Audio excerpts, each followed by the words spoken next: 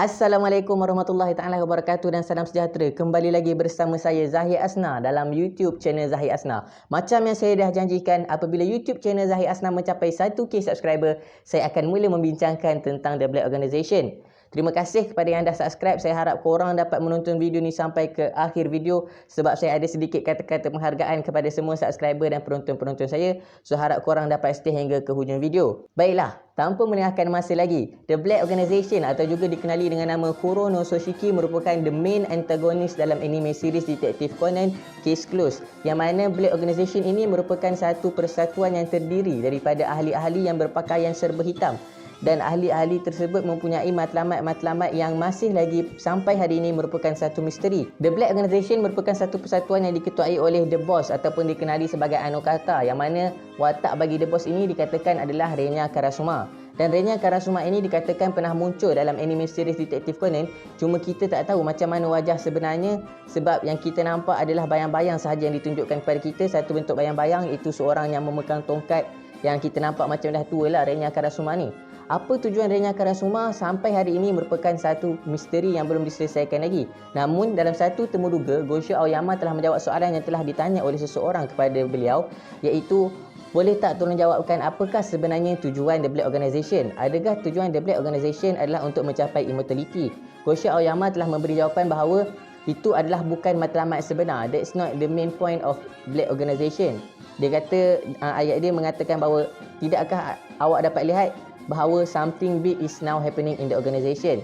Namun walaupun tujuan untuk mencapai the immortality bukan tujuan utama The Black Organisation, dikatakan bahawa mencapai immortality ataupun the aging ni merupakan salah satu langkah yang penting untuk mencapai matlamat utama The Black Organisation yang masih lagi rahsia sehingga ke hari ini. The Black Organisation ini terdiri daripada ahli-ahli yang mana ahli-ahli tertinggi diberikan the code name atau penggelaran berdasarkan nama-nama alkohol. Contohnya nama macam vodka, gin, rum, bourbon, vermouth dan beberapa ahli yang lain. Ahli-ahli The Black Organisation ini sendiri terdiri daripada antara orang-orang yang hebat-hebat jugalah, sebab mereka memang merekrut orang-orang yang mempunyai kebolehan dan kemampuan untuk mencapai matlamat mereka, dan ada juga daripada kalangan mereka merupakan orang-orang yang mempunyai banyak wang dan orang yang berpengaruh kerana untuk mendapat dana untuk mencapai matlamat mereka ni. Dia punya cara kerja juga macam-macam yang dilakukan oleh The Black Organisation ini. Contohnya seperti assassination dan blackmailing. Ini merupakan antara usaha mereka untuk mengumpul dana untuk mencapai tujuan utama The Black Organisation. Ahli-ahli The Black Organisation pula terdiri daripada the second boss in command merupakan Ram. Kemudian kita ada di bawah Ram, antara officer yang besar juga adalah Jin. Kemudian kita ada Vermouth.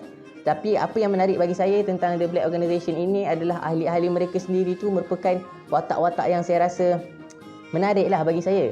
So kalau korang nak dengar saya membincangkan tentang watak-watak The Black Organisation ni, InsyaAllah saya akan bincangkan dalam video yang seterusnya, di mana dalam video-video yang seterusnya saya akan cuba menghasilkan video yang membincangkan tentang watak ni satu persatu, ataupun mungkin yang pair saya akan pairkan lah.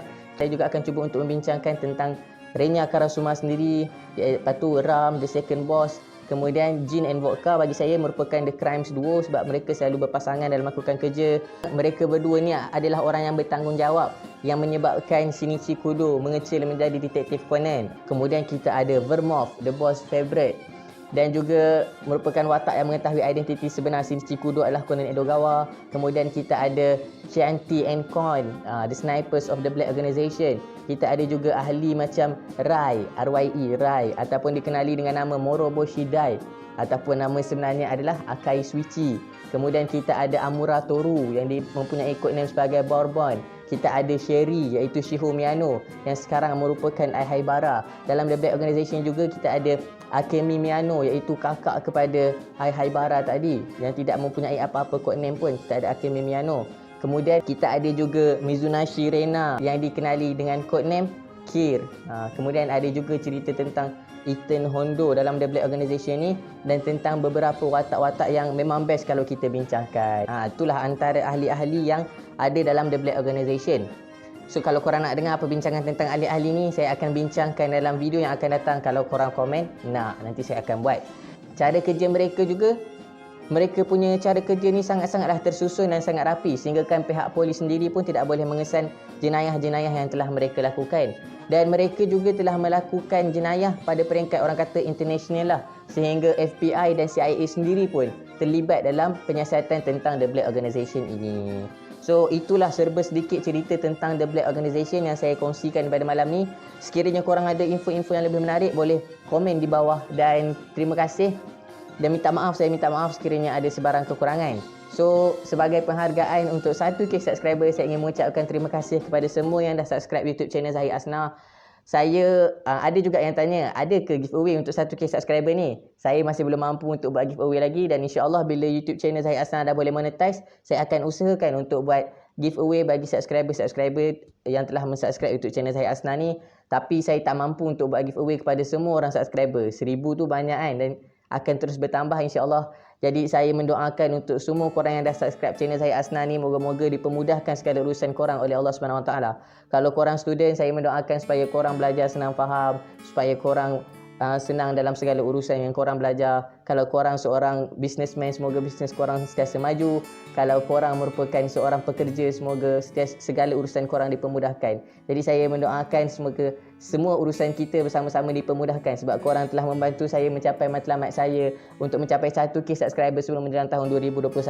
Jadi saya mendoakan semoga Allah membantu kalian dalam mencapai usaha dan matlamat kalian sendiri. Yang penting usaha yang berterusan dan istiqamah. Sekiranya anda semua sedang mencuba untuk melakukan kebaikan walaupun hanya kecil, namun istiqamahlah dalam kebaikan yang anda lakukan. InsyaAllah moga-moga dengan kebaikan dan usaha anda itu mendapat satu balasan dan kejayaan yang hebat.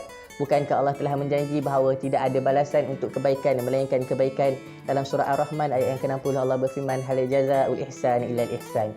Saya mengharapkan insya-Allah Allah akan membantu kalian dalam urusan kalian semua. Terima kasih kepada yang dah subscribe. Kepada yang belum subscribe, boleh tekan butang subscribe di bawah.